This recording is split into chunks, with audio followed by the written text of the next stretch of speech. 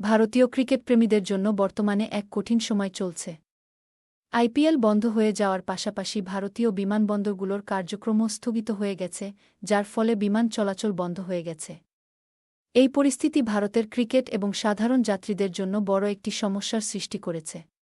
কিন্তু এক্ষেত্রে বাংলাদেশের সাহায্য নেওয়া হতে পারে।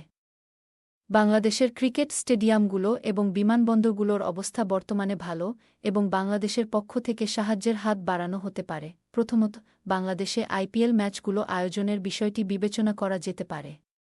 বাংলাদেশের স্টেডিয়ামগুলো আন্তর্জাতিক ম্যাচ আয়োজনের জন্য উপযুক্ত। পাশাপাশি করোনা পরিস্থিতি এবং অন্যান্য ঝুঁকির কথা মাথায় রেখে বাংলাদেশের সরকারও প্রয়োজনীয় স্বাস্থ্যবিধি নিশ্চিত করতে পারে। দ্বিতীয়ত, ভারতের বিমানবন্দরগুলো বন্ধ থাকলে বাংলাদেশি বিমানবন্দরগুলোকে বিকল্প হিসেবে ব্যবহার করা যেতে পারে। ঢাকা, চট্টগ্রাম এবং সিলেটের মতো বিমানবন্দরগুলোতে ফ্লাইট চালু রাখা হলে বিভিন্ন দেশের নাগরিকরা নিরাপদে তাদের দেশে ফিরতে পারবেন। এই ব্যবস্থাটি ভারতের নাগরিকদের জন্য খুবই সহায়ক হতে পারে এবং আন্তর্জাতিক বিমান চলাচল পুনরায় সচল করতে সাহায্য করবে। বাংলাদেশের এই সহযোগিতা ভারতের জন্য গুরুত্বপূর্ণ হবে এবং দুই দেশের মধ্যে সম্পর্ক আরও দৃঢ় করবে।